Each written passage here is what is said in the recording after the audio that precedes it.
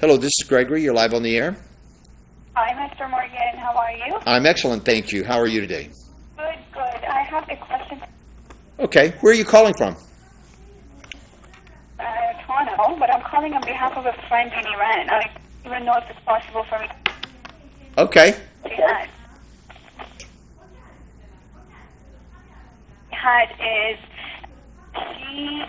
Her dad is a controlling person, Yeah. and she was asking, or what she was wondering is, how much could she try to get close to him, or try to get friendly with him, when she knows that if she does get with him, he's going to get even more controlling.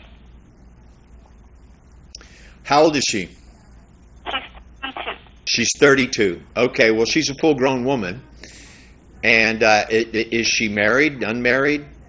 She's not married. She's single. She still lives home. Okay, well, that's the problem right there.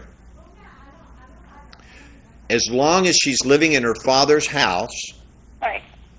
she's living her life as the daughter of an older man.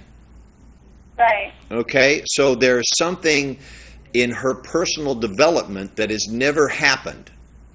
Now, I don't mean that you got to get married in order to have that happen, but just like men need to separate from their mother at some point, Right. women also need to step away from their father and engage in life as a fully developed woman who loves and honors her father, of course, but not somebody that's still controlled by him.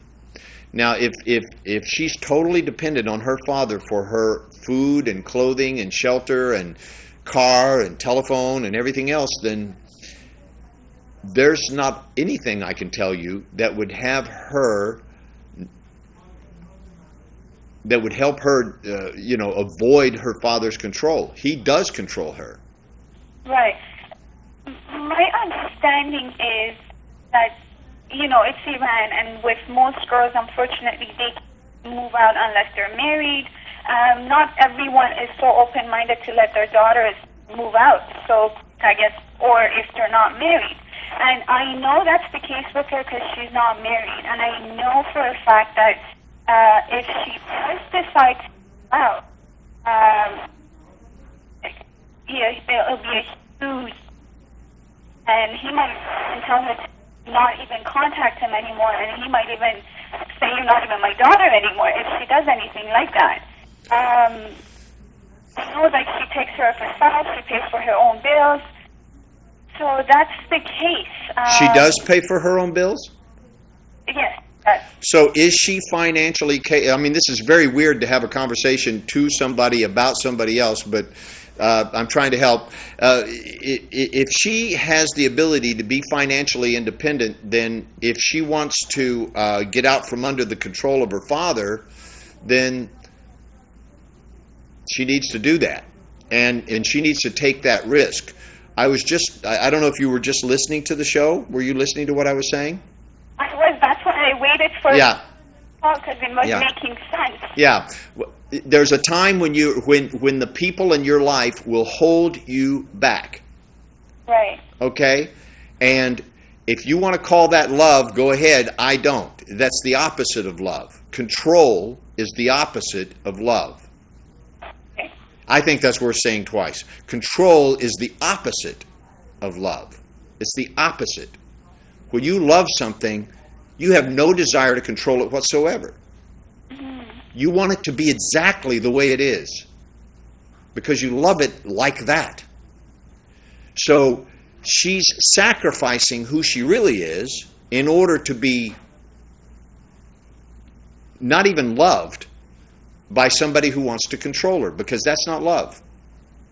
Right. He may say that, and I know that tradition may say that, and I know that the culture may say that, well, if you love your daughter, you don't let her go out on her own. But any father that would disown his daughter because she wanted to be herself, shame on him. Shame on him. There's no honor in that whatsoever. And it's certainly not love. And I don't care what culture he's from, that is not love.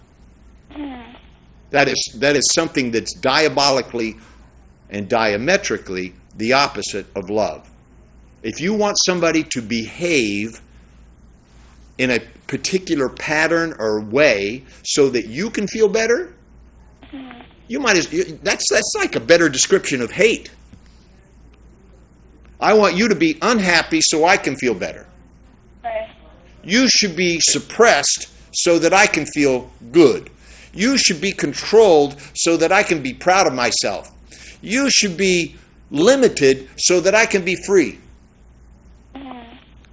That's more a description of hatred, if you want to ask me, than it is of love.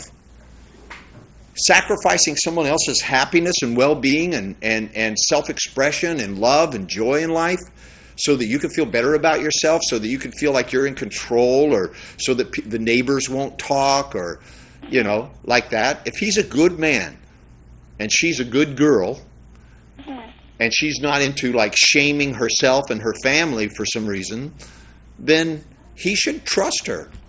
A loving father would say, I've given you everything I possibly can, and I'll be here for you for the rest of your life. Anytime you ask, I'll be there. Right. And I set you free, and here's all the money you need to go do whatever it is you want to do. Here, let me buy you a house. Here, let me buy you a car. If you need anything, let me know. I'm your dad. That would be a loving thing to do.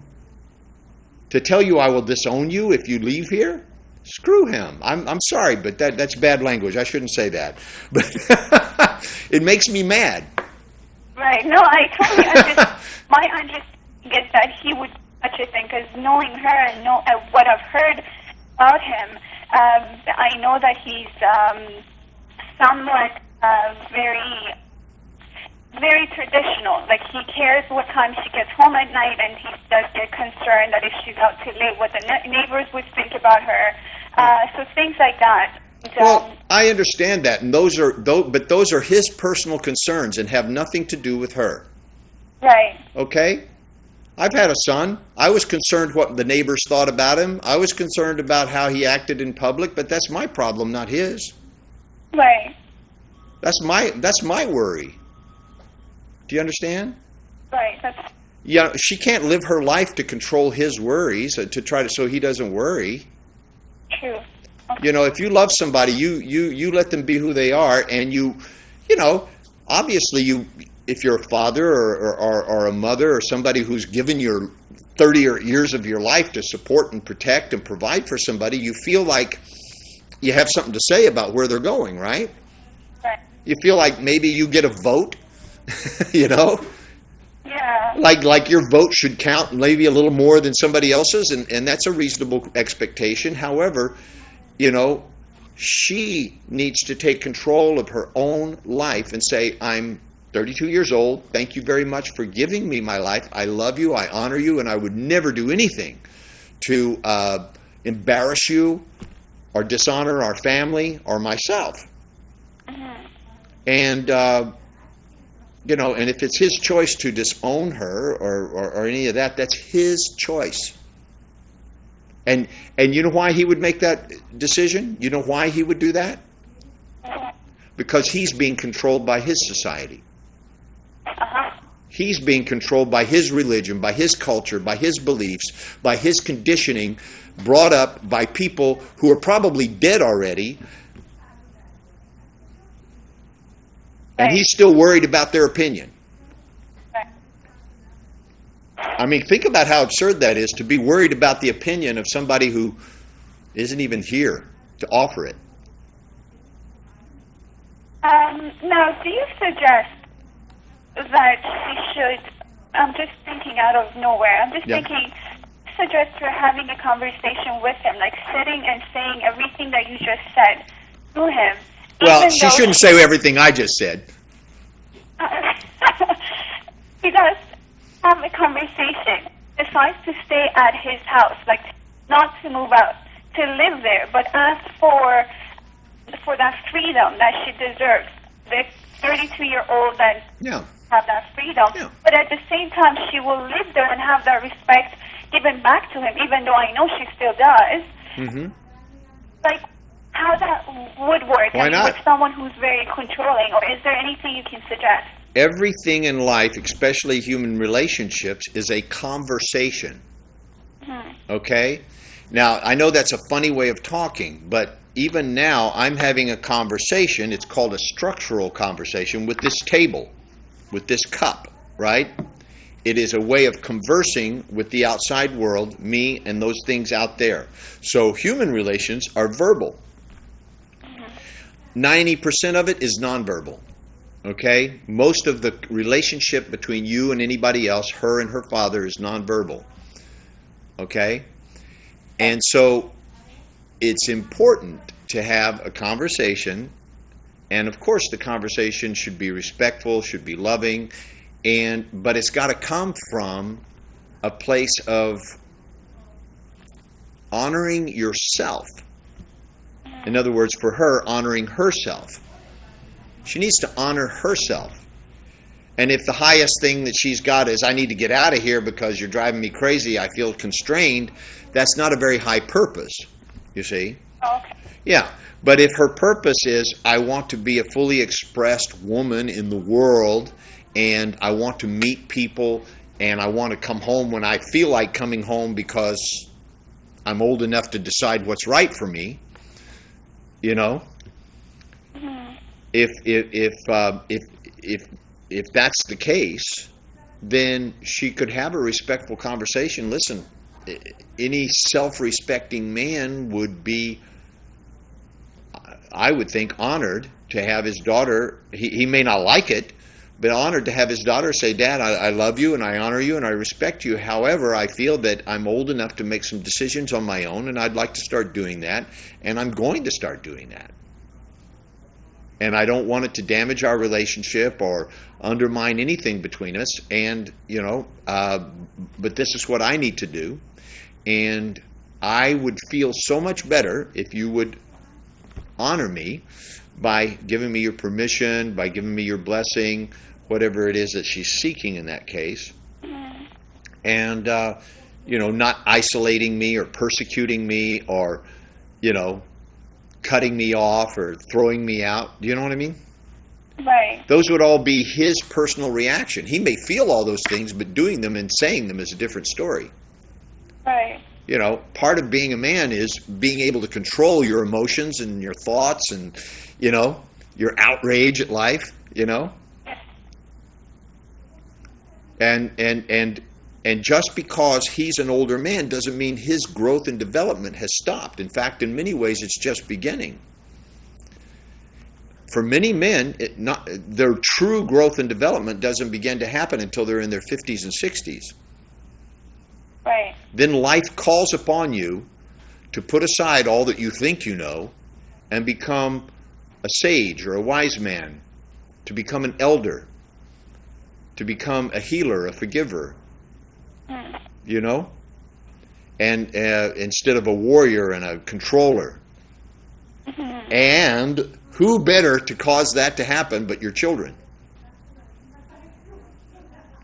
You know, many people get their children and their children get in their 20s and 30s, and all of a sudden, you know, they're in their 50s or 60s, and all of a sudden their life is challenged radically,